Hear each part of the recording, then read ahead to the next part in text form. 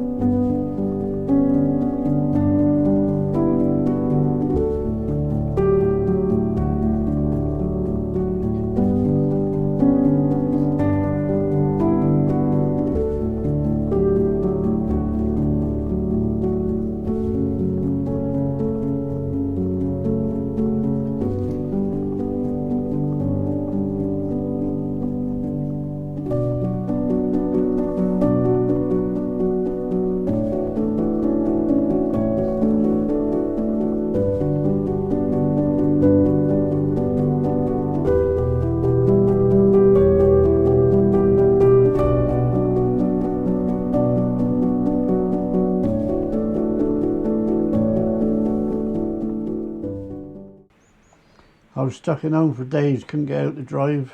I've been stuck in home all through the snow. So making all these bird boxes that you might be able to notice here. I made a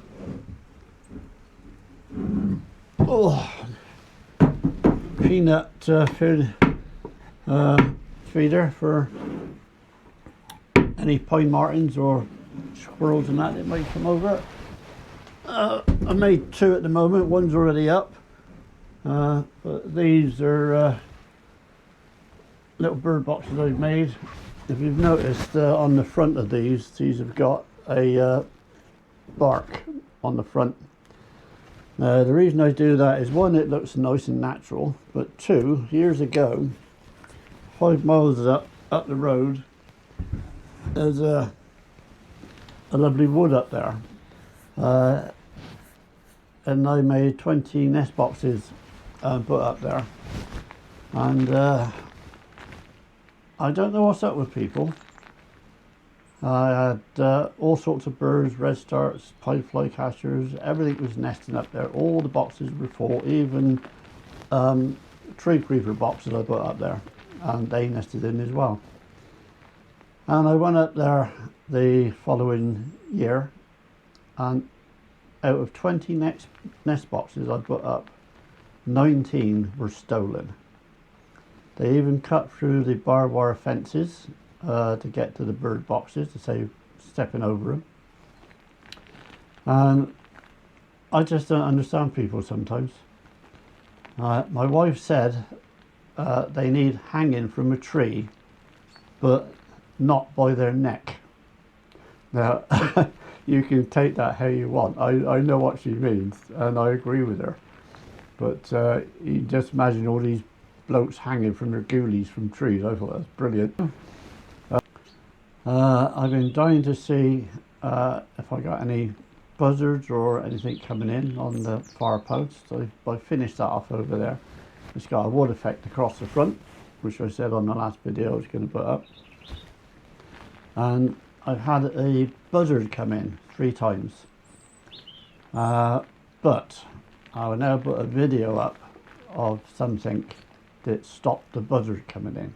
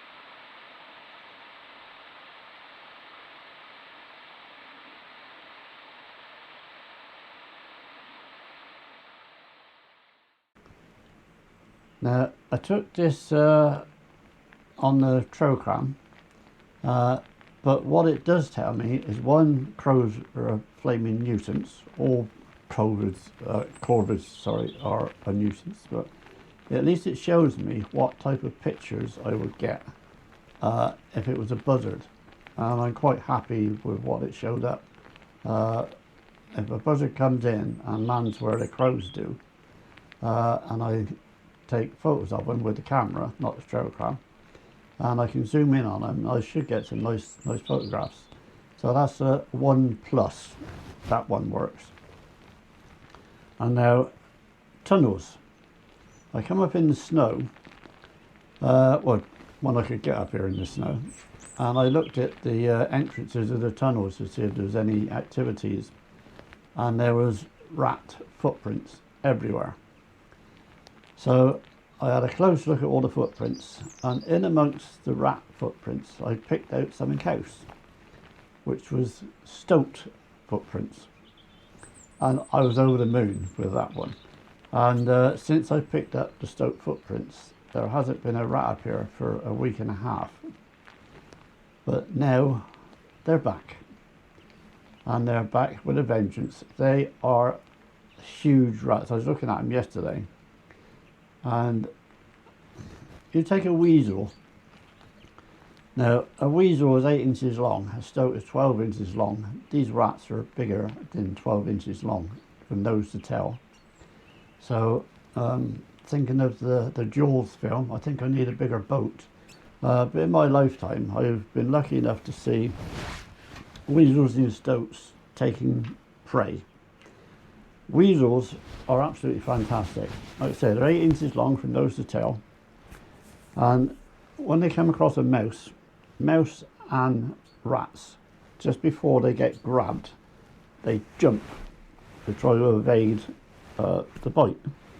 A weasel, you can get hold of a weasel and you can do this with it. You can bend it any way you want. And I watched him catch a mouse once. He came up to it. As the mouse jumped, he jumped with it, grabbed it, down back onto the floor, and wrapped his body around the mouse to stop his legs kicking to jump. And it's like having what you have at Christmas, those little sausages with bacon wrapped around it. I can't remember what they're called now, but it reminded me of that. He was wrapping his body around the mouse and just bites it on the back of the neck, kills it, picks it up, and off he goes. And stoats, I've seen them. They track a rabbit. The rabbit runs. He ain't gonna get away because the stoat just follows the scent of the rabbit, and he just, if that's the rabbit, the stoat will come up here. He run right up the back of the rabbit, bite him on the back of the neck, and kill him after a little bit of a struggle. And you end up with a little hole the size of your little fingernail, perfectly round, where the stoat will drink the blood out of the rabbit while it's still warm, and then he'll drag the rabbit off and stash it somewhere and come back to feed on that. And it also does it with pheasant poults, chickens. If you've got chickens and you come out and you find their heads are gone, that's the same thing. They run up the back of pheasants or chickens, looks exactly the same, bite them on the back of the neck.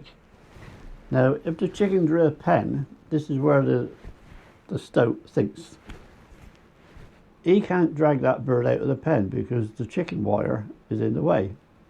So he bites the heads off and takes the head through the 2-inch hole of the wire in the chicken wire. That's the only part he can get out through the wire. So if he does this in the spring when he's got kits, that's what he feeds the kits on, is the heads. And I don't know whether you know, all birds of prey, especially tawny owls, because I reared 4 tawny owls up from little nestlings. The parents got shot, so I took them as little balls of fluff, reared them up, and released them. But I found out with that, I used to go to the butchers, this was before supermarkets, and buy cockerel heads, because that's full of blood, which they like. And I found out that they love brain matter. Foxes are the same. They bite the heads off and go for the brain matter. Owls will come in and take young poults, take the heads, and they have the brain matter, and then they just come back for the bodies afterwards. So brain matter is their preferred taste, if you understand what I'm trying to say. But yeah, it's really dead interesting what you can find and what you learn in your lifetime across the countryside just by watching and learning. And I've been lucky in my lifetime of being in the countryside my entire life, and I've seen many things that you learn from. Like I keep saying, you can read books and they give you all those general information, but they don't go into detail what you actually see in real life. So I'm a great advocate of getting out there and learning yourself. I've also wanted to put the trail camera up to see if we get any foxes come in. And luckily enough, we've had a lot of foxes come in. Well, I say a lot of foxes, mainly the same one. And it's a dog fox, and it is a big one. Really absolutely gorgeous dog fox.